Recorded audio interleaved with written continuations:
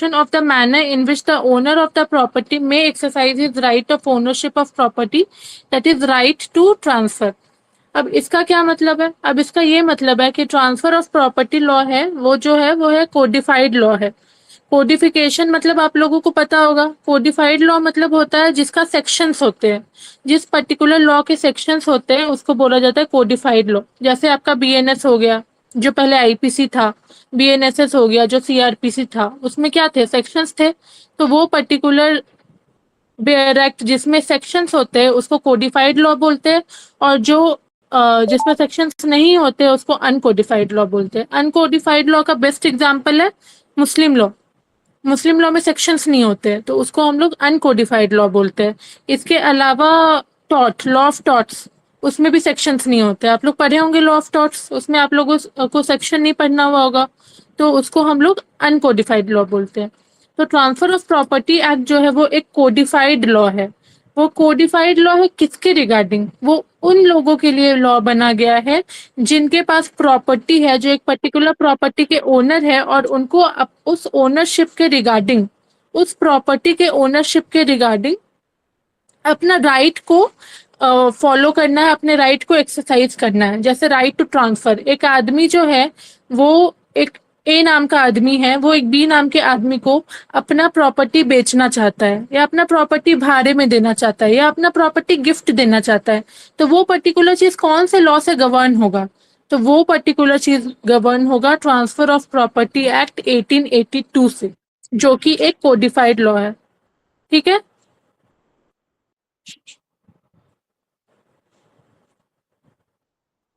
अब इसके बाद क्या लिखा है? It contains provision for the transfer of both movable and immovable property, but major portion of the enactment is applicable to the transfer of immovable property only। अब इसका क्या मतलब होता है? प्रॉपर्टी कई टाइप के होते हैं, for example tangible, intangible, movable, immovable.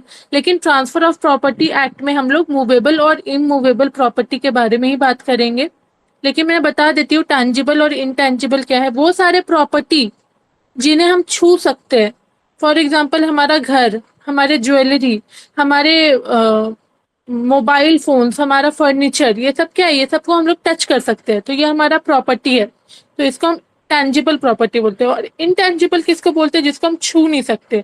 हमने एक गाना लिखा है, वो गाना हमने गाया है, वो पर्टिकुलर गाना हमारा राइट है, उस पर हमारा कॉपी राइट है, लेकिन हम क्या उस गाने को टच कर सकते हैं? नहीं कर सकते। तो वो इनटेंजिबल प्रॉपर्टी होता है। तो ट्रांसफर ऑफ प्रॉपर्टी एक्ट में टैंजिबल और इनटैंजिबल प्रॉपर्टी का कोई रोल नहीं होता है। ट्रांसफर ऑफ प्रॉपर्टी एक्ट में मूवेबल और इमूवेबल प्रॉपर्टी का रोल होता है।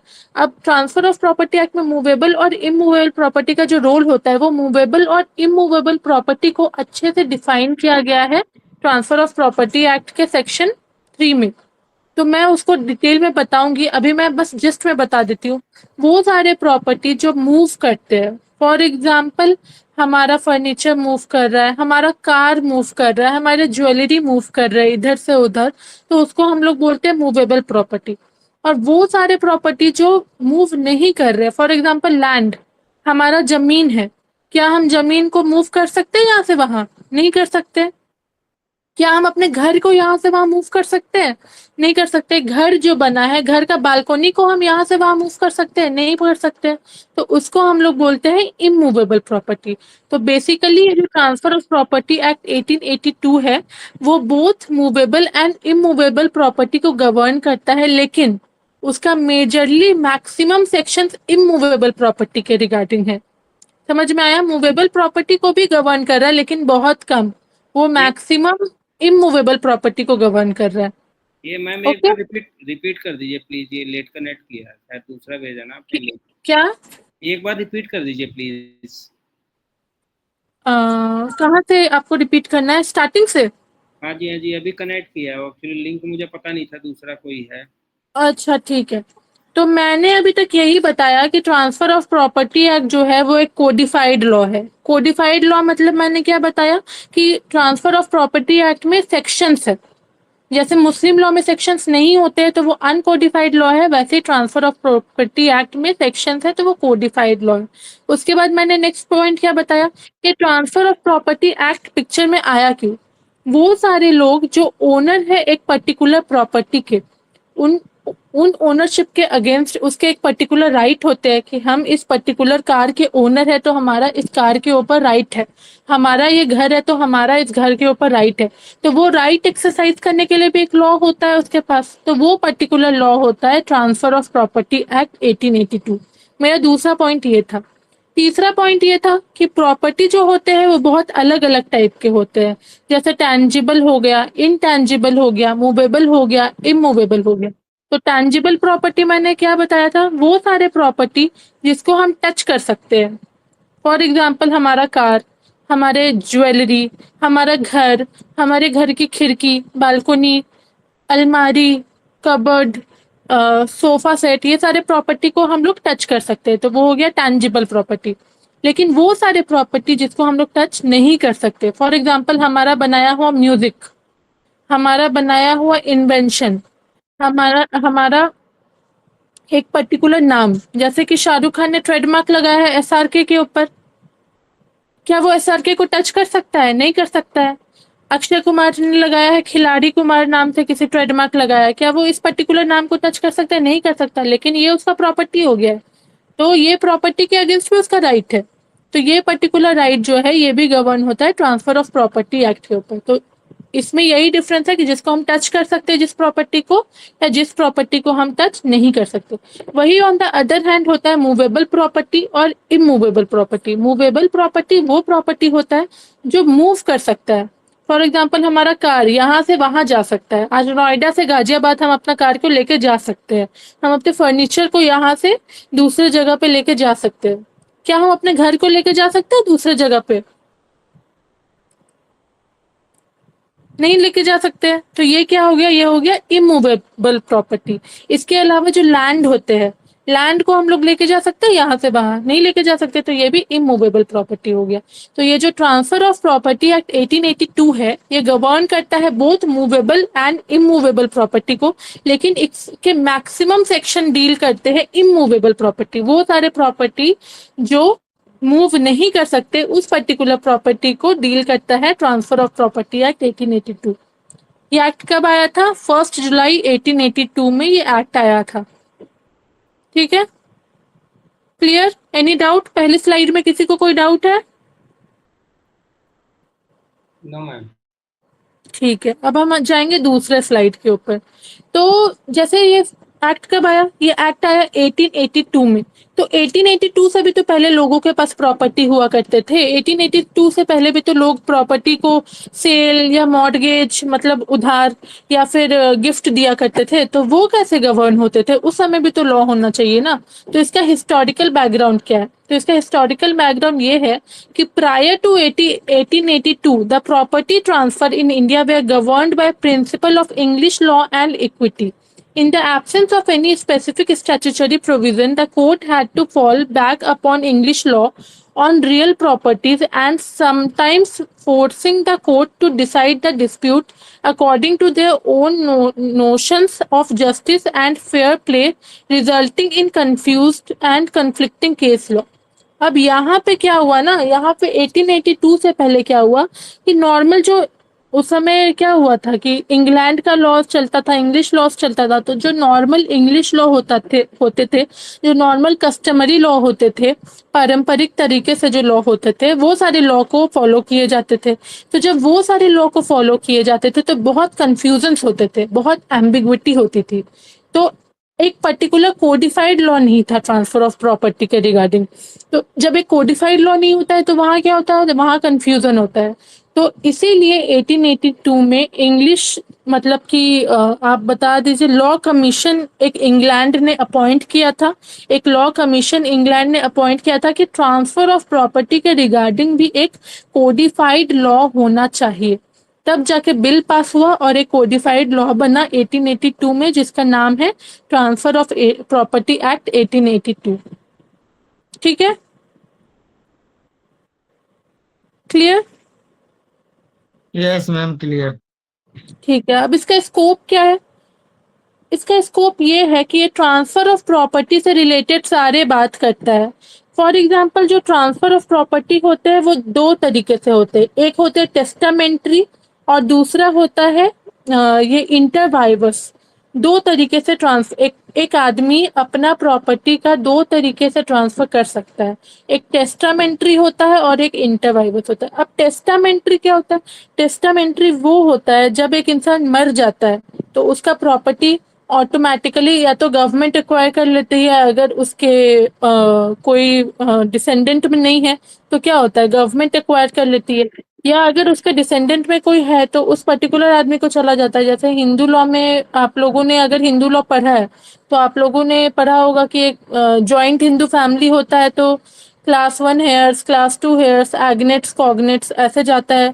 मुस्लिम लॉ में हिबा के थ्रू जाता है या उसमें अलग कैलकुलेशन होता है, ये आप लोगों ने पढ़ा था। और अगर उसका कोई भी अंश नहीं बचा है उस आदमी का तो वो क्या होता है, वो चला जाता है गवर्नमेंट के पास। हम लोग यही पढ़े थे। तो यहाँ पे टेस्टामेंट्री थ्रू ट्रांसफर नहीं हो सकता। ट्रांसफर ऑफ प्रॉपर्टी एक्ट जो है वो इंटरवाइवर्स के थ्रू ही ट्रांसफर को कंसिडर करता है। इंटरवाइवर्स थ्रू क्या होता है, दो लिविंग पर्सन के बीच में जब एक प्रॉपर्टी का ट्रांसफर होता है तो उसको हम लोग बोलते हैं इंटरवाइवर्स। जैसे कि एक आदमी है ए और एक आदमी है बी। ए ने बी को 20 लाख में एक प्रॉपर्टी सेल किया तो उसने किस तरीके से एक प्रॉपर्टी का ट्रांसफर किया, इंटरवाइवर्स के थ्रू। या ए ने बी को गिफ्ट दे दिया या ए ने बी को उधार में दे दिया अपना प्रॉपर्टी, तो उसको क्या बोलते हैं, इंटरवाइवर्स। तो ये जो ट्रांसफर ऑफ प्रॉपर्टी एक्ट है ये टेस्टामेंट्री थ्रू गवर्न नहीं करती है, ये इंटरवाइवर्स के थ्रू एक प्रॉपर्टी का ट्रांसफर को गवर्न करती है। तो यहाँ पे क्या लिखा है, this is an act to amend the law relating to transfer of property by act of parties. The act therefore govern transfer inter vivos between living person. The act does not take into consideration transactions by operation of law such as transfer of property by way of testamentary succession. Where the succession is being governed by testamentary or a will, it is called testamentary succession. समझ में आया? मैं ये slide को फिर से बता रही हूँ। एक प्रॉपर्टी जब ट्रांसफर होती है तो दो तरीके से ट्रांसफर हो सकती है, एक है इंटरवाइवर्स और एक है टेस्टामेंट्री।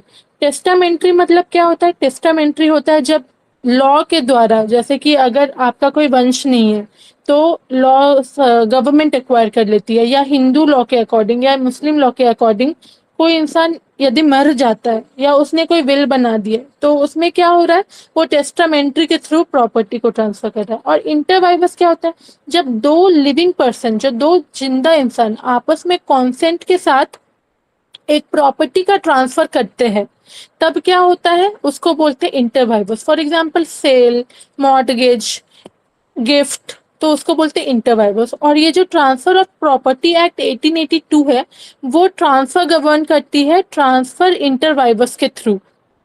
समझ में आया?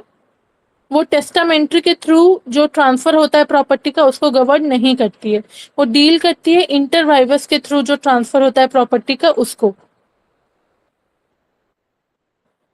Okay, got my point? या मैम गिफ्ट किस में आएगा फिर? क्या जो गिफ्ट या विल करते हैं वो किस में आएगा?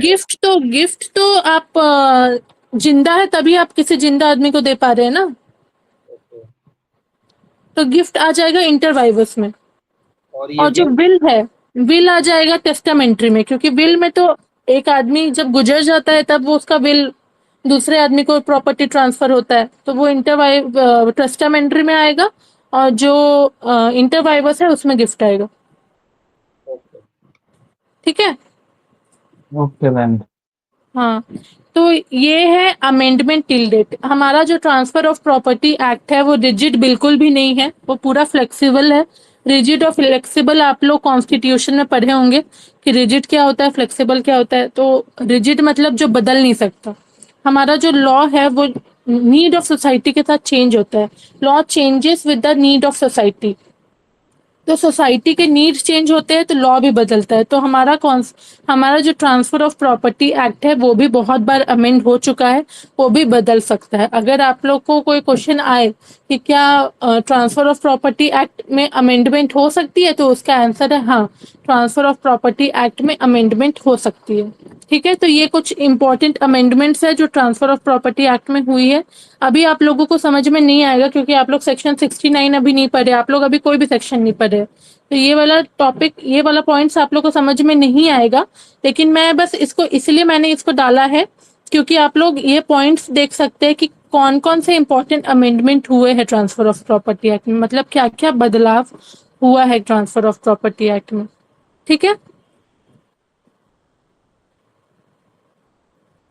हेलो, यस जी बोलिए। ठीक है। तो अभी तक हमने क्या समझा, आप लोगों को समझ में आया? स्लाइड 1 में किसी को कोई डाउट है? टीपी एक्ट कोडिफाइड है। टीपी एक्ट आपका मूवेबल और इमूवेबल प्रॉपर्टी को गवर्न करता है, लेकिन ज्यादा इमूवेबल प्रॉपर्टी को गवर्न करता है। टीपी एक्ट 1 जुलाई 1882 को आया है। दूसरा क्या स्लाइड में मैंने क्या बताया, टीपी एक्ट जब पहले टीपी एक्ट नहीं था तो क्या होता था, इंग्लिश लॉ के द्वारा हम लोग प्रॉपर्टी का ट्रांसफर गवर्न करते थे, लेकिन वो बहुत कंफ्यूजन में था। वो एक्ट बहुत मतलब उसमें बहुत कंफ्यूजन था उस एक्ट में। तो क्या हुआ, वो पर्टिकुलर एक्ट जो कमीशन है इंग्लैंड का, जो लॉ कमीशन है, वो अपॉइंट किया गया कि एक कोडिफाइड लॉ बनाओ जिससे ट्रांसफर ऑफ प्रॉपर्टी हो। तो वो कोडिफाइड लॉ बना ट्रांसफर ऑफ प्रॉपर्टी एक्ट, ये हुआ। फिर स्कोप क्या है, ये जो दो तरीके से ट्रांसफर ऑफ प्रॉपर्टी होता है, टेस्टामेंट्री और इंटरवाइवस, ये टेस्टामेंट्री को गवर्न नहीं करता है, ये इंटरवाइवस को गवर्न करता है। ठीक है, अभी तक हम लोग ये समझे। अमेंडमेंट में हम लोग क्या समझे कि ट्रांसफर ऑफ प्रॉपर्टी एक्ट भी चेंज हो सकता है with the changing need of society. ये पर्टिकुलर एक्ट के कुछ बहुत बेसिक अमेंडमेंट है जो मैंने यहाँ पे दिए हुए हैं। अभी हम लोगों ने एक भी सेक्शन कवर नहीं किया है, इसलिए हम लोग इसको डिटेल में नहीं पढ़ेंगे, वरना कंफ्यूजन हो जाएगा। अब नेक्स्ट स्लाइड क्या है, अब नेक्स्ट स्लाइड ये है मैडम ये कि जो ट्रांसफर एग्जाम्पल है हमारे पास क्या टिकट में क्या बोल रहे हैं? हेलो, मूवेबल ट्रांसफर एग्जाम्पल है, किसका एग्जाम्पल है? मूवेबल का? मूवेबल प्रॉपर्टी का। मूवेबल प्रॉपर्टी का? मूवेबल या इमूवेबल? मूवेबल देखिए, मूवेबल प्रॉपर्टी का एग्जाम्पल आपका कार हो गया। टीपी एक्ट में जो किया हमने, इमूवेबल? इमूवेबल तो है, आप कह रहे हैं ना दोनों को करता है, तो मूवेबल का कोई एग्जाम्पल है? हाँ, मैं आपको सेक्शन 5 में जब मैं पढ़ा रही होंगी तब मैं आपको बताऊंगी, जब हम लोग सेक्शन 5 पढ़ रहे होंगे ना, तब हम लोग डिस्कशन करेंगे, सब लाइन से हम लोग डिस्कशन करेंगे। तो अभी सेक्शन 1 to 4 पढ़ेंगे, उसके बाद जब मैं सेक्शन 5 बताऊंगी तब आप लोगों को मूवेबल प्रॉपर्टी का भी एग्जाम्पल बताऊंगी जो टीपी एक्ट गवर्न करता है। ठीक है मैडम। अब ये है transfer of property act and Mohammedan law. अब ये क्या है, section 2 of the transfer of property act states that nothing in the section in the second chapter of the act containing section 5 to 53A shall be deemed to affect any rule of Mohammedan law. Section 129 of the act states that nothing in this chapter related to gift made in contemplation of death shall be deemed to affect any rule of Mohammedan law. Mohammedan law or Islamic law is known to be originated from the divine and not like the man-made law, and that are passed by lawmakers and are governed by principle of modern system of law. इसका मतलब ये है कि ये जो transfer of property act है ये लागू नहीं होता है मुस्लिम लॉ के ऊपर।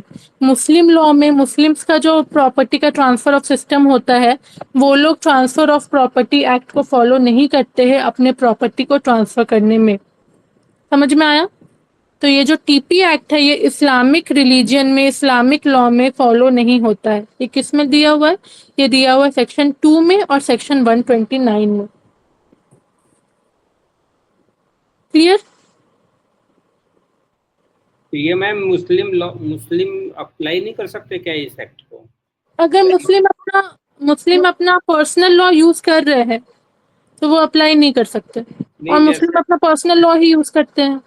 जैसे हमारा ऑप्शनल होता है ना, हम हिंदू लॉ अप्लाई करें या प्रॉपर्टी एक्ट अप्लाई करें, तो ऐसे मुस्लिम लॉ में भी होता है ना, ऑप्शनल होगा ना ये? हाँ, तो जो ऑप्शनल है तो वो लोग जब मुस्लिम लॉ का जो मेन वो लोग का बेसिक लॉ है, जो पर्सनल लॉ है, उसमें वो लोग ट्रांसफर ऑफ प्रॉपर्टी एक्ट को अप्लाई नहीं कर सकते। तो उसमें मिक्स नहीं कर पाएंगे ना? नहीं कर पाएंगे, ये मुस्लिम लॉ पे एप्लीकेबल नहीं है ये एक्ट। ये सेक्शन 2 में दिया हुआ है, क्योंकि मुस्लिम लॉ मतलब इसका रीजन ये है कि वो मुस्लिम लॉ ओरिजिनेट हुआ है डिवाइन सोर्स से, और इसीलिए वो लोग नहीं अप्लाई करते हैं दूसरा कोई लॉ ट्रांसफर ऑफ प्रॉपर्टी में। वो लोग का ट्रांसफर ऑफ प्रॉपर्टी का कॉन्सेप्ट अलग है। ठीक है, ओके मैम। अब ये आया हमारा पहला पॉइंट। ये तो हम लोग इंट्रोडक्शन पढ़ लिए, ट्रांसफर ऑफ प्रॉपर्टी एक्ट क्या होता है, किसको गवर्न करता है, उसका स्कोप क्या है, उसका अमेंडमेंट हो सकता है या नहीं, वो मुस्लिम लॉ पे अप्लाई नहीं होता है। अब ये जो पहला पॉइंट है हमारे सिलेबस का, वो आया चैप्टर 1। चैप्टर 1 में 4 सेक्शन है, सेक्शन 1, सेक्शन 2, सेक्शन 3, सेक्शन 4। ठीक है, तो हम जाएंगे सेक्शन 1 में। तो सेक्शन 1 बोलता है short title commencement extent and saving. इसका क्या मतलब है? इसका ये मतलब है कि सेक्शन 1 बोलता है कि इस एक्ट का नाम है ट्रांसफर ऑफ प्रॉपर्टी एक्ट 1882। मतलब कि सेक्शन 1 ही बता रहा है कि इस एक्ट का क्या नाम है। कहीं होना चाहिए ना कि ये एक्ट का नाम 1882 है, टीपी एक्ट 1882 है। इसका प्रूफ क्या है? तो इसका दिया हुआ है सेक्शन 1 में ही short title. Short title, this act is called the transfer of property act 1882। Section 1 में दिया हुआ है कि इस एक्ट का नाम है the transfer of property act 1882। इसका कमेंसमेंट कब से हुआ, मतलब ये देश भर में कब से लागू हुआ?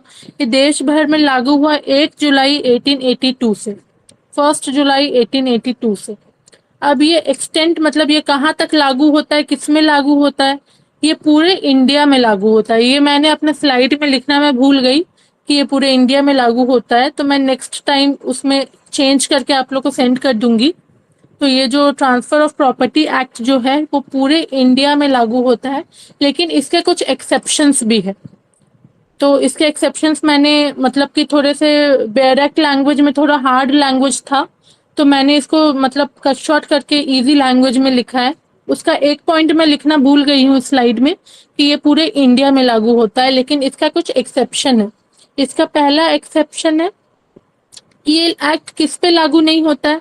जो 1 नवंबर 1956 के बाद जो स्टेट पार्ट बी स्टेट में कंसिडर हुए थे, for example princely states.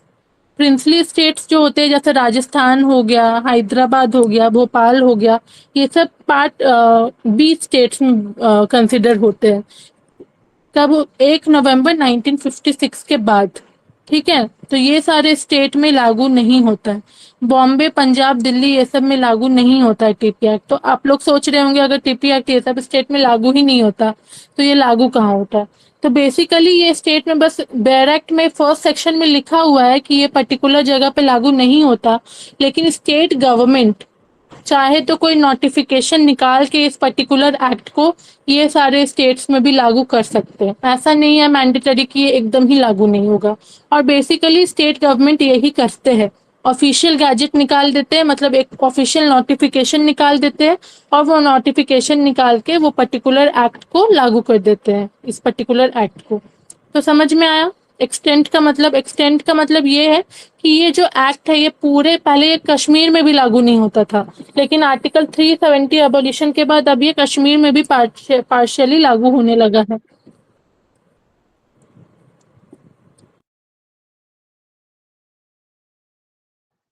Ma'am, अभी जो प्रॉपर्टी का रजिस्ट्रेशन होता है तो वो तो इसी के अकॉर्डिंग होता है हर एक स्टेट में।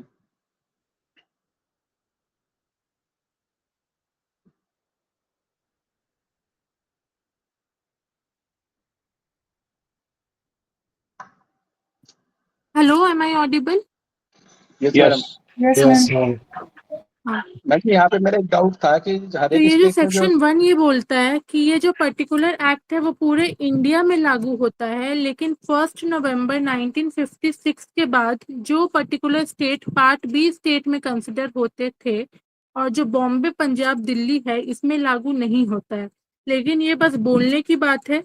अगर स्टेट गवर्नमेंट चाहे तो स्टेट गवर्नमेंट कोई भी ऑफिशियल नोटिफिकेशन निकाल सकता है और वो पर्टिकुलर एक्ट को, जो कि ट्रांसफर ऑफ प्रॉपर्टी एक्ट है, ये इन सारे स्टेट्स में भी लागू कर सकता है। तो यहाँ क्या लिखा है? Act did not apply to formal part B state like Hyderabad, Bhopal etcetera, जो 1 नवंबर 1956 के बाद बना, और द बॉम्बे, पंजाब, दिल्ली।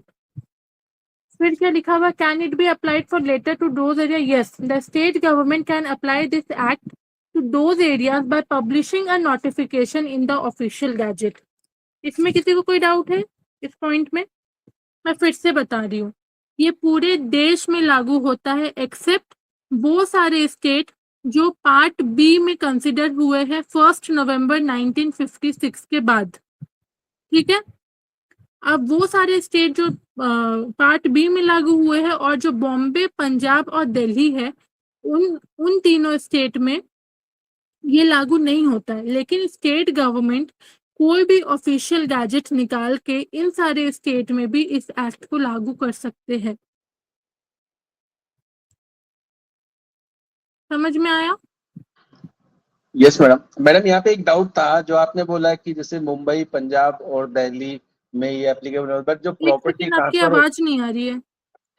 आपने जैसे बोला कि मुंबई, पंजाब और दिल्ली में ये एप्लीकेबल नहीं है, उसमें हेलो, लागू नहीं होता है ये क्योंकि मैं वाला। फिर से एक बार कट करके ज्वाइन कर रही हूँ, मुझे आवाज नहीं आ रही है किसी की।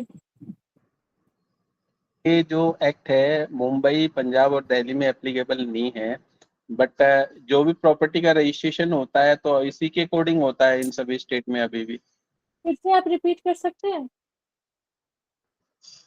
मैं ये कह रहा हूँ कि आपने बोला कि ये वाला एक्ट है मुंबई, पंजाब और दिल्ली में एप्लीकेबल नहीं है, हाँ और बट अभी भी किसी भी प्रॉपर्टी का जो रजिस्ट्रेशन होता है या ट्रांसफर होता है, एक ओनर दूसरे को ट्रांसफर करता है, तो वो हाँ इसके अकॉर्डिंग ही ट्रांसफर करता है, तो ये तो हाँ ऑलरेडी मतलब लागू हो गया ना हाँ इंडिया हाँ एज ए हाँ होल। हाँ हाँ हाँ, तो वही मैं बोल रही हूँ ना कि ये लागू नहीं होता है। लेकिन जो स्टेट गवर्नमेंट है वो क्या करती है, अपना ऑफिशियल गैजेट मतलब अपना ऑफिशियल नोटिफिकेशन निकाल के लागू करवा देती है। ऐसा नहीं है कि एकदम रिजिड है कि लागू नहीं ही होगा एकदम भी, वो लागू हो जाएगा। उसको बस स्टेट गवर्नमेंट को ऑफिशियल गैजेट निकालना होगा, बस यही एक्स्ट्रा करना पड़ेगा ये सारे स्टेट में। इसके अलावा जो सारे स्टेट है उसमें स्टेट गवर्नमेंट को ऑफिशियल गैजेट निकालने का जरूरत नहीं है।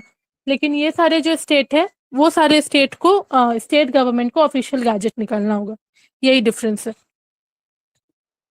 समझ में आया? Okay madam. हाँ, एक सेकंड में।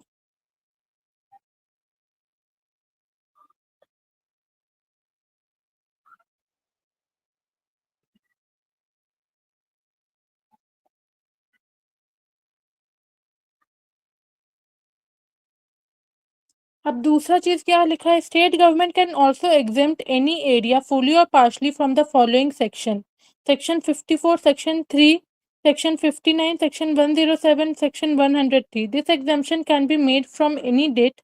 इसका क्या मतलब है, even state want to extend the act to any area, certain section 57 will not apply to areas that are not covered under the Indian registration act. इसका क्या मतलब है, स्टेट गवर्नमेंट जो है वो कुछ एरिया को एग्जेम्प्ट भी कर सकती है फुली या पार्शियली, कुछ सेक्शन को यूटिलाइज, पूरे ट्रांसफर ऑफ प्रॉपर्टी एक्ट को गवर्न करने के लिए नहीं, ट्रांसफर ऑफ प्रॉपर्टी एक्ट के कुछ सेक्शन को गवर्न करने के लिए ये फुली और पार्शियली स्टेट गवर्नमेंट जो है एग्जेम्प्ट कर सकती है किसी भी एरिया को।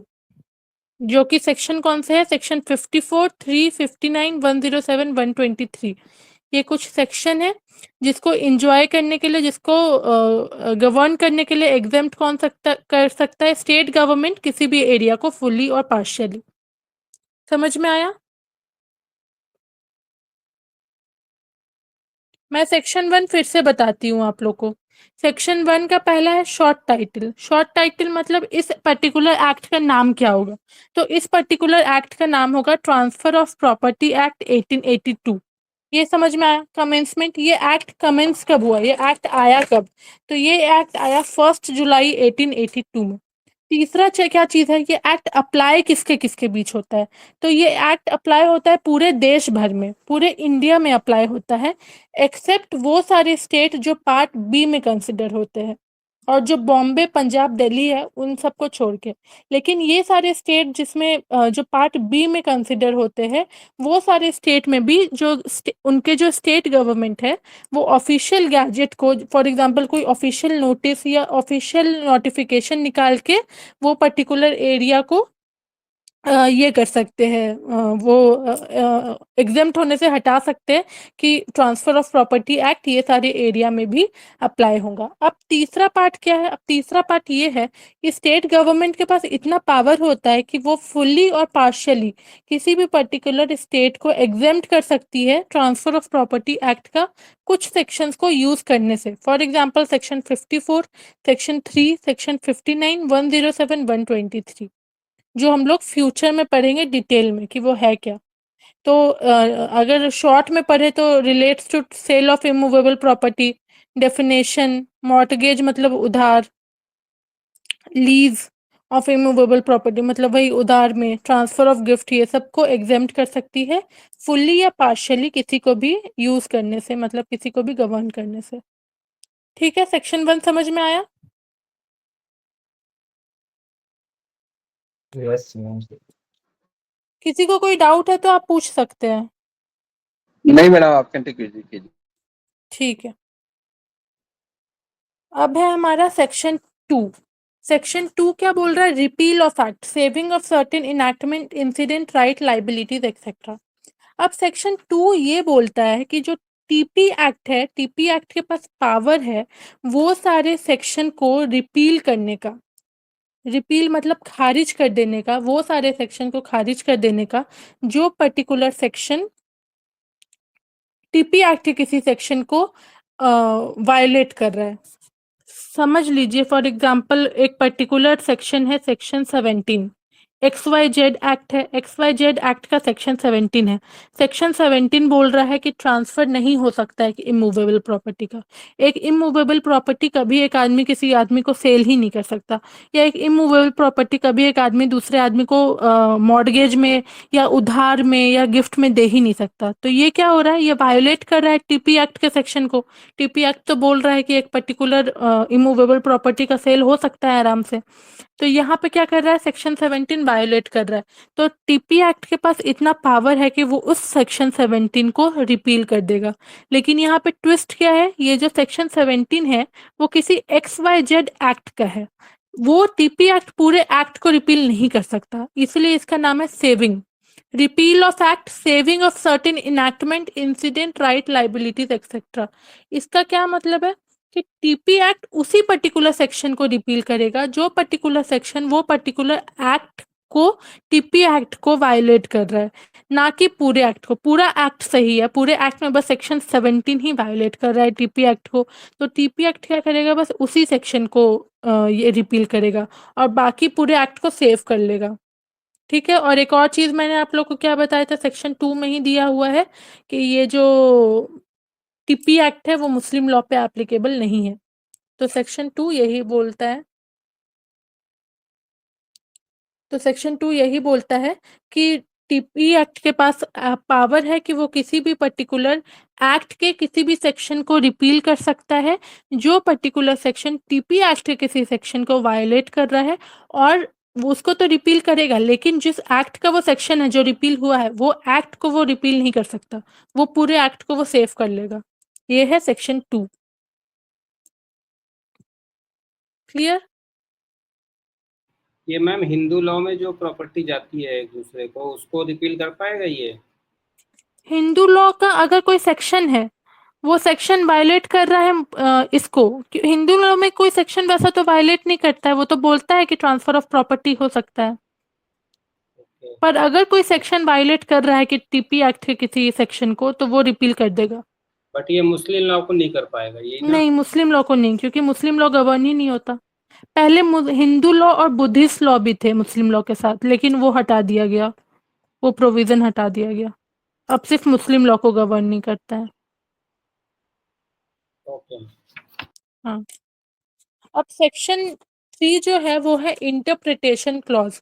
इंटरप्रिटेशन क्लॉज मतलब क्या होता है? इंटरप्रिटेशन क्लॉज मतलब इसमें डेफिनेशंस दिए गए, इसमें टोटल 7 डेफिनेशन दिए गए सेक्शन 3 में। सेक्शन 3 का जो पहला डेफिनेशन है वो है इमूवेबल प्रॉपर्टी। जो है पहला डेफिनेशन सेक्शन 3 का वो है इमूवेबल प्रॉपर्टी। तो सेक्शन 3 क्या है? सेक्शन 3 है 7 डेफिनेशन। इंटरप्रिटेशन क्लॉज मतलब सेक्शन 3 में 7 डेफिनेशंस दिए गए। पहला है इमूवेबल प्रॉपर्टी। तो immovable property does not include standing timber, growing crops और ग्रास। इसका क्या मतलब है? इमूवेबल प्रॉपर्टी वो प्रॉपर्टी होता है जो स्टैंडिंग टिम्बर, जो ट्रीज होते हैं जिसको हम आराम से काट सकते हैं। जब वो कट जाता है, एक पेड़ जब कट जाता है तो क्या होता है, वो लकड़ी हम इधर से उधर मूव कर सकते हैं, तो वो इमूवेबल से हट गया। ग्रोइंग क्रॉप्स, जो जो क्रॉप्स होते हैं वो क्या होते हैं, हम आराम से उखाड़ सकते हैं, तो वो मूवेबल होते हैं। ग्रास, ग्रास को हम क्या करते हैं, घास को हम आराम से उखाड़ सकते हैं, तो वो मूवेबल होते हैं। तो इमूवेबल प्रॉपर्टी का यही डेफिनेशन है कि immovable property does not include standing timber, growing crops और ग्रास। मतलब इमूवेबल प्रॉपर्टी मतलब वो सारे प्रॉपर्टी जो हमारे धरती से जुड़े हुए हैं, जिसको हम हिला नहीं सकते, जिसको हम इस जगह से उस जगह मूव नहीं कर सकते, वो सारे प्रॉपर्टी को हम लोग बोलते हैं इमूवेबल प्रॉपर्टी। ठीक है, तो जब भी डेफिनेशन आएगा तो उसमें यही लिखना है कि इमूवेबल प्रॉपर्टी, जैसा डेफिनेशन में लिखा हुआ है वही। इसमें ये नहीं लिखा है कि इमूवेबल प्रॉपर्टी होता क्या है, इसमें ये लिखा है कि इमूवेबल प्रॉपर्टी क्या नहीं होता है। तो स्टैंडिंग टिम्बर नहीं होता है, ग्रोइंग क्रॉप्स नहीं होता है, ग्रास नहीं होता है। लेकिन अगर कोई पेड़ जो धरती से जड़ से जुड़ा हुआ है, उसको हम इमूवेबल प्रॉपर्टी बोलेंगे। कोई जो घर है, जो घर बना हुआ है, उसको हम लोग इमूवेबल प्रॉपर्टी बोलेंगे। घर का जो खिड़की है, बालकोनी है, दरवाजा है, उसको हम लोग इमूवेबल प्रॉपर्टी बोलेंगे। ठीक है, अब दूसरा डेफिनेशन क्या है? दूसरा डेफिनेशन है इंस्ट्रूमेंट। इंस्ट्रूमेंट मतलब क्या होता है? इंस्ट्रूमेंट मतलब होता है नॉन टेस्टामेंट्री इंस्ट्रूमेंट। इसका मतलब क्या है? एक रिटन कॉन्सेंट, एक रिटन कॉन्ट्रैक्ट दो लिविंग बीइंग के बीच में। जैसा मैंने आपको पहले ही बता दिया है, ट्रांसफर ऑफ प्रॉपर्टी दो लिविंग बीइंग के बीच में होता है। तो जब दो लिविंग बीइंग के बीच में कोई कॉन्सेंट के साथ कॉन्ट्रैक्ट बनता है जिसमें अभी साइन नहीं हुआ है, इंस्ट्रूमेंट मतलब दो लिविंग बीइंग के बीच में कॉन्सेंट के साथ कोई कॉन्ट्रैक्ट या एग्रीमेंट हुआ है जिसमें अभी साइन नहीं हुआ है, उसको हम लोग बोलते हैं इंस्ट्रूमेंट। ठीक है, जब साइन हो जाता है वो इंस्ट्रूमेंट, जब साइन हो जाता है तो हम लोग उसको क्या बोलते हैं? अटेस्टेड। समझ में आया? सब आपस में इंटर रिलेटेड है। जो इमूवेबल प्रॉपर्टी है वो है मेन चीज जिसका ट्रांसफर हो रहा है, जो इंक्लूड नहीं करता है स्टैंडिंग टिम्बर, ग्रोइंग क्रॉप्स और ग्रास।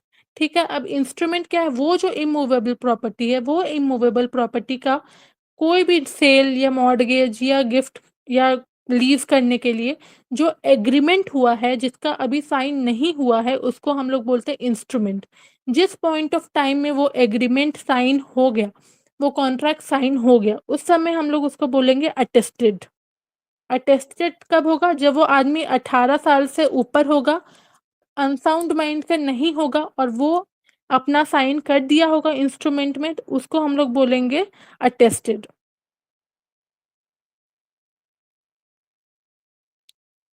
समझ में आया? Yes ma'am. अब रजिस्टर्ड मतलब क्या होता है? जो डॉक्यूमेंट साइन हुआ है उस जगह पे वो टीपी एक्ट लागू हो गया, मतलब रजिस्ट्रेशन एक्ट जो है, जो एक सेकेंड,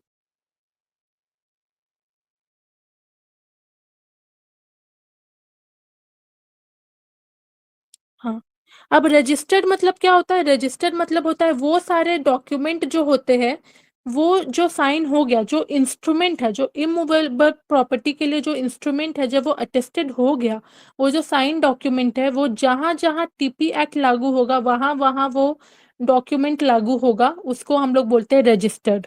मतलब वो डॉक्यूमेंट जिसका अटेस्टेड हो गया है, जिसमें साइन हो गया है, वो लागू होगा वहां वहां जहां पे टीपी एक्ट लागू होता है, तो उसको हम लोग बोलते हैं रजिस्टर्ड। मतलब वो पर्टिकुलर डॉक्यूमेंट अब रजिस्टर्ड हो गया, अब वो लागू हो रहा है उस जगह पे जहाँ पे टीपी एक्ट भी लागू होता है। ठीक है, यस मैम। अब नेक्स्ट क्या है? अब नेक्स्ट है आपका attach to earth. Attach to earth मतलब क्या होता है? Things embedded to earth. मतलब कि आपका घर, आपका घर का बिल्डिंग, आपका वॉल, और आपका वॉल में जो क्या बोलते हैं, वॉल में जो खिड़की होता है, दरवाजा होता है, उसके ऊपर जो चौखट होता है, आपका जो आंगन होता है, वो सारे चीज क्या होते हैं? जो धरती से, जो लैंड से अटैच होते हैं, उसको हम लोग बोलते हैं अटैच टू अर्थ, मतलब rooted in the earth. As in the case of trees, मतलब कि वो सारे पेड़ जो बरगद के पेड़ होते हैं, जो धरती में जड़ से जुड़े हुए हैं, जिसको काटा नहीं गया है, वो सारे चीज इम्बेडेड इन अर्थ। इम्बेडेड मतलब वो सारे विंडो, वो सारे लैंड, वो सारे घर। Attach to what is so embedded in घर, इसका क्या मतलब है? एक घर बना है, मतलब एम्बेडेड इन घर है। अब उस घर से अटैच्ड है उस घर का दरवाजा, तो वो दरवाजा भी इमूवेबल प्रॉपर्टी में आएगा। उस घर से रिलेटेड है उस घर का खिड़की, तो वो खिड़की भी इमूवेबल प्रॉपर्टी में ही आएगा। ठीक है, अटैच टू अर्थ मतलब समझ में आया सबको? यस। अब एक्शनेबल क्लेम क्या होता है? एक आदमी का अपने प्रॉपर्टी के ऊपर राइट होता है। फॉर एग्जांपल, ए ने बी को अपना प्रॉपर्टी बेच दिया। अब जो बेच दिया, अब बी उसको पैसा नहीं दे रहा है। ए ने बोला तुम मेरे को 12 तारीख को पैसा दे देना, मैं तुम्हें 11 तारीख को प्रॉपर्टी ट्रांसफर कर दूंगा। अब ए ने बी को प्रॉपर्टी ट्रांसफर कर दिया। अब बी क्या कर रहा है? बी उसको पैसा नहीं दे रहा है। तो ए के पास राइट है एक्शनेबल क्लेम करने का, ए के पास राइट है एक्शन लेने का। वो बी के अगेंस्ट में अब एक्शन लेगा, क्योंकि एक्शनेबल क्लेम में यही बोलता है कि जो ओनर होता है प्रॉपर्टी का, वो ओनर के पास ही एक्शनेबल क्लेम है कि सामने वाला उसके साथ कुछ फ्रॉड या अनफोर्सीन सर्कमस्टांसेस कर रहा है, तो वो पर्टिकुलर आदमी एक्शन लेगा। और यहाँ पे अगर पार्टी 3 है, फॉर एग्जांपल ए जो है, ए ने बी को प्रॉपर्टी दे दिया, अब बी उसको पैसा नहीं लौटा रहा है। ए का क्या मकसद था? ए का मकसद था सी को पैसा लौटाना। एक्चुअली में ए को जो पैसा बी देता, वो ए सी को दे देता। तो यहाँ पे क्या हो रहा है? यहाँ पे जो बी पैसा नहीं दे रहा है, ए डायरेक्ट सी को बोल सकता है कि तुम इसके अगेंस्ट में एक्शन ले लो।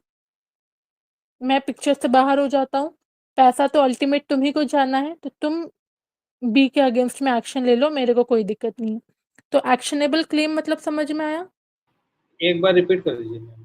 एक्शनेबल क्लेम मतलब ये होता है कि जो ओनर होता है उस पर्टिकुलर प्रॉपर्टी का, वो जब एक पर्टिकुलर प्रॉपर्टी का ट्रांसफर करता है, तो बदले में उसको जो कंसिडरेशन मिलता है, बदले में उसको जो पैसा मिलता है, वो पैसा उसको नहीं मिल रहा है, या बदले में जो उसको प्रॉफिट मिलना था, वो प्रॉफिट सामने वाला नहीं दे रहा है, तो उसके पास ये होता है, एक एडवांटेज होता है कि वो उस पर्टिकुलर आदमी के अगेंस्ट में एक्शन ले सकता है।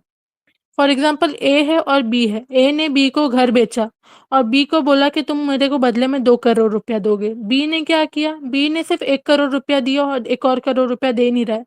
तो ए के पास राइट है कि वो बी के अगेंस्ट में एक्शन ले सकता है। वही ऑन द अदर हैंड 3 लोग हैं, ए, बी और सी। ए ने बी को घर बेचा 2 करोड़ में, बी ने सिर्फ 1 करोड़ दिया या बी ने 1 रुपया भी नहीं दिया। तो ए के पास राइट है बी के अगेंस्ट में एक्शन लेने का, लेकिन ए का अल्टीमेट गोल था वो पैसा सी को लौटाना। सी का पैसा था वो, तो एक्चुअली में तो लॉस सी का हो रहा है। तो ए के पास ये भी राइट है कि वो सी को बोले कि तुम एक्शन ले लो बी के अगेंस्ट में। ए अपना एक्शनेबल क्लेम को ट्रांसफर कर सकता है। कि मैम बैंक के केस में यही होता होगा ना? हाँ, बैंक के केस में यही होता है। एक्शनेबल क्लेम यही होता है कि आप अगर आपके साथ कुछ प्रॉपर्टी से रिलेटेड जिस पे आपका राइट था फ्रॉड हो रहा है, तो आप एक्शन ले सकते हैं, उसको हम लोग बोलते हैं एक्शनेबल क्लेम। ये पर्पज हमारा रिटर्न होना चाहिए ना एग्रीमेंट के अंदर। क्या? जो हमारा पर्पज है, जैसे सी वाला एग्जांपल दिया आपने, तो ये हमारा एग्रीमेंट में पहले ही होगा ना कि हमारा पर्पज। हाँ हाँ, ये एग्रीमेंट में पहले ही रहता है। तो ये सेम एग्रीमेंट होगा। में पहले ही सब कुछ रहता है कि अगर आप मुझे पैसा पूरा नहीं लौटा पाए, तो मैं ये पर्टिकुलर आदमी आपके अगेंस्ट में एक्शन ले लेगा। ओके, वो रिटर्न होता है। हाँ, रिटन में रहता है सब। वो रिटन में जो रहता है, वो रिटन में रहता है नोटिस। ये लास्ट डेफिनेशन है, वो लास्ट डेफिनेशन है आपका, a person is said to have notice. जो भी पर्टिकुलर मैटर है, जो भी पर्टिकुलर केस है, वो पर्टिकुलर का सारा फैक्ट्स, सारा सर्कमस्टेंसेस, सारा सेक्शन, सब कुछ लिखा रहता है उस नोटिस में। जो आपने अभी पूछा कि एक्शनेबल क्लेम है, फॉर एग्जांपल सी को उसने दे दिया, तो वो कहाँ पे लिखा होगा? तो वो नोटिस में लिखा रहता है। वो रजिस्टर्ड जो डॉक्यूमेंट है, जिसको अटेस्टेड हुआ, जो इंस्ट्रूमेंट था, सब कुछ लिखा रहता है नोटिस में। ठीक है मैडम, इसमें प्रॉपर्टी ट्रांसफर हो गई क्या इसको? क्या? मतलब बी को, जैसे ए ने प्रॉपर्टी बेचा बी को, तो हाँ बी को प्रॉपर्टी ट्रांसफर हो गई क्या ये? हाँ, हो गई है? तो बी को प्रॉपर्टी ट्रांसफर हो गई, तभी तो बी पैसा नहीं दे रहा है, तो ए एक्शन ले पा रहा है। अगर उसने अपना प्रॉपर्टी भी नहीं दिया बी को, जैसे आप कार खरीदने गए और वो कार जो ड्राइव वो क्या बोलते हैं, कार वाला जो है वो क्या करता है, वो लोन दिया आपको, तो लोन आप नहीं चुका पाए, तो वो तो आपको आपका कार दे दिया है ना, तो आप तो उसको एंजॉय कर रहे हैं, तो वो कार वापस ले लेते हैं। वो एक्शनेबल क्लेम किया उन्होंने बैंक के द्वारा। उसके अलावा एक पर्टिकुलर आदमी को एग्रीमेंट दिया है कि मैं इतने तारीख को प्रॉपर्टी आपको हैंड ओवर कर दूंगा, आप इतने तारीख तक, मुझे ये ड्यू डेट है, आप इतने तारीख तक मुझे पैसा दीजिए। अब वो पैसा दे ही नहीं रहा है, तो वो एक्शन लेगा उसके अगेंस्ट में। ऐसा होता है ना बहुत सारे, आप कोर्ट रूम में जाइएगा, जमीन का बहुत केस होता है, सबसे ज्यादा ये केस आपका जमीन का ही आता है। ये मैम आपने बताया कि एक्शनेबल क्लेम जो होता है ऑनर के अगेंस्ट होता है, लेकिन जैसे अगर मैं ऑनर हूँ, मैंने किसी को प्रॉपर्टी सेल करनी है, एडवांस हाँ दिया, मैंने 1 ईयर का एडवांस दे दिया और मैं हाँ उसको रजिस्टर कर ही नहीं रहा, तो एक्शनेबल क्लेम तो अपोजिट पार्टी के पास चला जाएगा ना ऐसे केस में। हाँ तो ये हाँ, owner actionable claim opposite party के पास भी जा सकता है। ऐसा नहीं है कि जो प्रॉपर्टी दे रहा है उसी के पास होगा, जो प्रॉपर्टी नहीं दे रहा है और वो पैसा दे दिया है, तो उसके पास भी एक्शनेबल क्लेम चला जाएगा। मतलब जो भी ट्रांजेक्शन का अमाउंट है उसके अगेंस्ट भी हाँ एक्शनेबल हाँ हो जाएगा। हाँ, एक्शनेबल क्लेम अपोजिट पार्टी के पास भी जा सकता है। इसका मैम कुछ टाइम पीरियड भी होता है एक्शनेबल क्लेम का? हाँ, सब उसके एग्रीमेंट लिमिटेशन एक्ट के अकॉर्डिंग होता है। जो टीपी एक्ट है उसके बाद एक लिमिटेशन एक्ट होता है कि आप इतने टाइम तक कोर्ट में केस कर सकते हैं। अगर आप, जैसे कि आपका एक केस आज बन रहा है, आप 20 साल के बाद कोर्ट में केस कर रहे हैं, तो आपको सुनवाई नहीं होगा। वो गवर्न होता है लिमिटेशन एक्ट के ऊपर। और जो पैसा देने का टाइम पीरियड होता है वो सब ये लोग लिखते हैं अपने एग्रीमेंट में। और टीपी एक्ट के भी सेक्शन में है। जब हम लोग सेक्शन में आगे पढ़ते जाएंगे तो हम लोग को पता चलेगा कि क्या क्या टाइम पीरियड में हम लोग मॉर्गेज या सेल या गिफ्ट ये सब कर सकते हैं। मैम आपने जैसे ही अभी डेफिनेशन में बोला था रजिस्टर्ड, तो रजिस्टर्ड से क्या? सेंस क्या है? जो एसआर ऑफिस में प्रॉपर्टी रजिस्टर्ड होता है उसके बारे में क्या चाहते हैं? क्या बोल रहे हैं, मुझे सुनाई नहीं दे रहा। डेफिनेशन मैडम था ना उसमें एक वर्ड था रजिस्टर्ड। नहीं, मुझे सुनाई ओके नहीं दे रहा, आप थोड़ा जोर से बोलिए। मैडम मैं बोल रहा हूँ जैसे अभी डेफिनेशन आप पढ़ा रहे थे तो उसमें आपने एक वर्ड बोला था रजिस्टर्ड, हाँ, तो रजिस्टर्ड से सेंस क्या मतलब है? जैसे एसआर ऑफिस में प्रॉपर्टी रजिस्टर्ड करते हैं तो वो उससे हाँ, कहना चाहते हैं क्या? हाँ, तो रजिस्टर्ड मतलब तो यही था ना कि क्या बोलते हैं, एक पर्टिकुलर डॉक्यूमेंट वो लागू हो गया, यही है जो आप ऑफिस में जाके रजिस्टर करते हैं, वो हाँ पर्टिकुलर डॉक्यूमेंट लागू हो गया। अगर टीपी एक्ट लागू हो रहा है उस जगह पे, तो वो पर्टिकुलर डॉक्यूमेंट भी लागू हो गया, वो फोर्स में आ गया। ऐसे आप उसको बस साइन करके अपने ड्रॉअर में रख दीजिएगा तो वो लागू नहीं होगा, उसको रजिस्ट्रेशन कराना पड़ता है ऑफिस में ले जाके। ठीक ठीक। ठीक है,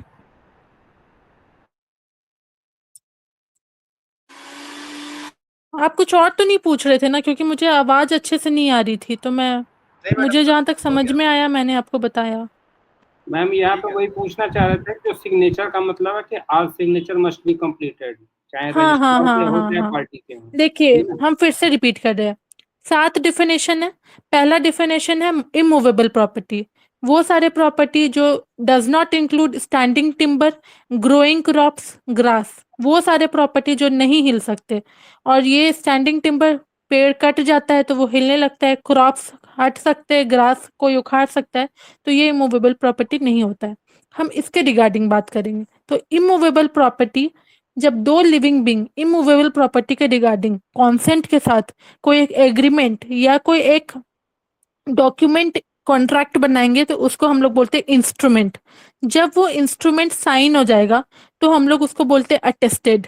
जब वो जो अटेस्टेड साइन है, वो साइन जब रजिस्टर्ड हो जाएगा, मतलब रजिस्ट्रेशन ऑफिस में आपको उसको रजिस्टर्ड कराना पड़ेगा, तो उसको हम लोग बोलते हैं रजिस्टर्ड। फिर अटैच टू अर्थ, मतलब हम लोग बताए क्या, जो धरती से जुड़ा हुआ है उसको बोला जाता है attach to earth. Embedded in earth, जो धरती में बना हुआ है उसको हम लोग बोल रहे हैं embedded in earth. For example घर, धरती से जुड़ा हुआ है क्या, पेड़, इम्बेडेड इन अर्थ मतलब घर। और थिंग्स सो इम्बेडेड इन अर्थ मतलब कि जो घर जो है उसमें खिड़की दरवाजा, उसको भी हम लोग इमूवेबल प्रॉपर्टी बोलेंगे। एक्शनेबल क्लेम मतलब क्या होता है? एक पर्टिकुलर पर्सन दूसरे पर्टिकुलर पर्सन के साथ एक रजिस्टर्ड डॉक्यूमेंट में आया है और सामने वाला अपने डॉक्यूमेंट के अकॉर्डिंग काम नहीं कर रहा है, तो उसको हम लोग बोलेंगे कि वो सामने वाला एक्शन ले सकता है सामने वाले, और अपोजिट पार्टी भी एक्शन ले सकता है। दोनों में से कोई भी पार्टी एक्शन ले सकता है, जिसके साथ खराब हो रहा है वो एक्शन ले सकता है। ये सारे चीज जब एक डॉक्यूमेंट में लिखे जाएंगे तो उसको हम लोग बोलते हैं नोटिस, और यही सारे चीज दिए हुए हैं सेक्शन 3 में। अब समझ में आया? हाँ, अब ये लास्ट सेक्शन है आपका सेक्शन 4। सेक्शन 4 बहुत छोटा सा सेक्शन है जो एग्जाम में नहीं आता है। इसमें बस यही लिखा हुआ है कि ट्रांसफर ऑफ प्रॉपर्टी एक्ट के कुछ पार्ट कॉन्ट्रैक्ट एक्ट और कुछ पार्ट रजिस्ट्रेशन एक्ट से सप्लीमेंट और पार्ट, मतलब transfer of property act part है कॉन्ट्रैक्ट एक्ट का और सप्लीमेंट है रजिस्ट्रेशन एक्ट का। यही दिया हुआ है सेक्शन 4 में। सेक्शन 4 क्या बोलता है? Transfer of property act part है कॉन्ट्रैक्ट एक्ट का और सप्लीमेंट है रजिस्ट्रेशन एक्ट का। सबसे मेन इंपॉर्टेंट सेक्शन है सेक्शन 3 जो एग्जाम में आ सकता है, इंटरप्रिटेशन क्लॉज, जिसमें 7 डेफिनेशन दिए गए हैं।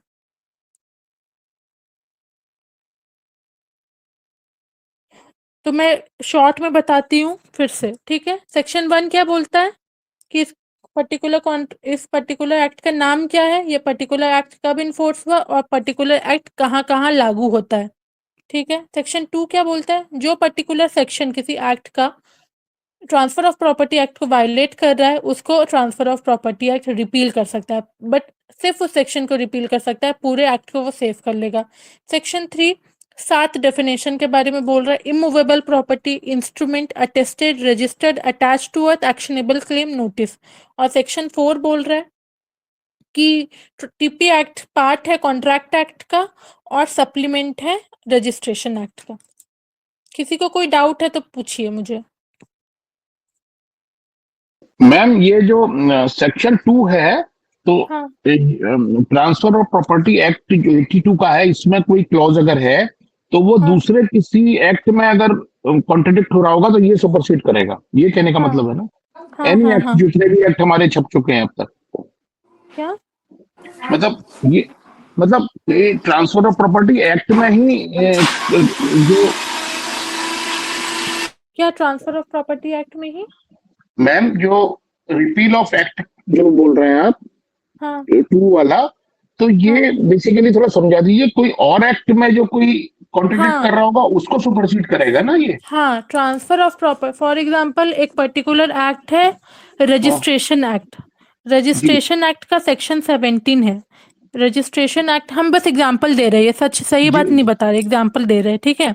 जी रजिस्ट्रेशन एक्ट का सेक्शन 17 है, वो बोल रहा है इमूवेबल प्रॉपर्टी का ट्रांसफर हम लोग कर ही नहीं सकते, तो वो टीपी एक्ट को वायलेट कर रहा है। तो टीपी एक्ट के पास इतना पावर है अंडर सेक्शन 2 कि वो उस सेक्शन 17 को रिपील कर देगा, लेकिन वो पूरे रजिस्ट्रेशन एक्ट को रिपील नहीं कर सकता। वो पूरे रजिस्ट्रेशन एक्ट को सेव कर लेगा और उस पर्टिकुलर सेक्शन को, बस सेक्शन 17 को रिपील करेगा। आपका क्वेश्चन था कि कोई दूसरा एक्ट होना चाहिए ना, तो इसका आंसर है हाँ, मैं कोई समझ गया। दूसरा एक्ट होना चाहिए। तो फिर तो काफी पावरफुल एक्ट है मैम ये, इस हाँ क्लॉज ये को। काफी पावरफुल एक्ट है, ये रिपील कर सकता है, रिपील कर सकता है। पूरे एक्ट को रिपील करने का इसके पास पावर नहीं है, सिर्फ सेक्शन को रिपील करने का पावर है। मैम सेक्शन हो गए 2-3 तो वही जो काम के हैं वही खत्म हो गए, तो फिर तो हाँ अच्छा पावरफुल हाँ है ये, हाँ मतलब। हाँ हाँ पावरफुल एक्ट है और काफी इम्पोर्टेंट एक्ट है। सेक्शन इसी 4 रिपीट करना जी एक बार। कोर्ट रूम में इसी एक्ट का ज्यादा चर्चा है। आप कोर्ट रूम में जाएंगे तो फैमिली कोर्ट में और जमीन का वारदात यही चलता है वहां पे, जमीन का ही केस चलता है वहां पे। तो ये एक्ट बहुत इंपॉर्टेंट है, जिसको लिटिगेशन करना है उसके लिए ये एक्ट बहुत इंपॉर्टेंट है। सेक्शन 4 बताना जी एक बार। सेक्शन 4 कुछ भी नहीं बोलता है, सेक्शन 4 बस यही बोलता है कि ट्रांसफर ऑफ प्रॉपर्टी एक्ट है वो पार्ट है कॉन्ट्रैक्ट एक्ट का और सप्लीमेंट है रजिस्ट्रेशन एक्ट का, बस वो यही बता रहा है। मतलब transfer of property act contract act और रजिस्ट्रेशन एक्ट के साथ मतलब कि इंटरलिंक होके काम करता है। कॉन्ट्रैक्ट एक्ट क्योंकि तो जब 2 आदमी के बीच में कॉन्ट्रैक्ट होता है तभी ट्रांसफर होता है ना, ट्रांसफर ऑफ प्रॉपर्टी होता है, तो कॉन्ट्रैक्ट एक्ट का तो काम आ ही जाता है। फिर वो जो इंस्ट्रूमेंट है जो अटेस्टेड हुआ उसका रजिस्ट्रेशन भी होता है, तो रजिस्ट्रेशन होने के लिए रजिस्ट्रेशन एक्ट का भी जरूरत है। तो transfer of property act, contract act और रजिस्ट्रेशन एक्ट दोनों के साथ मिलके काम करता है। ठीक है, यही है बस ट्रांसफर ऑफ प्रॉपर्टी एक्ट ये मैम का एक सेक्शन 4। मैम एक चीज समझनी थी कि जैसे अभी आप डिटेल में पढ़ा रहे हो, बहुत अच्छा पढ़ा रहे हो, बिल्कुल ही अब इसके बाद देखने की जरूरत नहीं पड़ेगी।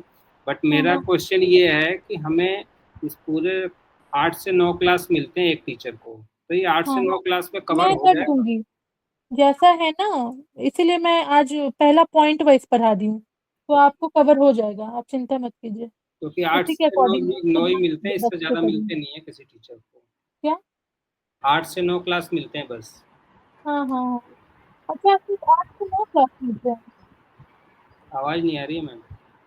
मैम देखिए वीक में एक क्लास और आप लोग क्या बोलते हैं, आप लोग मेरे से यूज टू नहीं होंगे क्योंकि मैं नई हूँ, तो आप लोग देख लीजिए मेरा फेस, ताकि आप लोग, मैं आऊंगी तो आप लोग मुझे पहचान ले, रिकॉग्नाइज कर ले। उसके अलावा अभी 8 थैंक यू बजे मैम। HOD सर का क्लास होगा, क्योंकि ठीक है, bye, thank you. Thank you ma'am.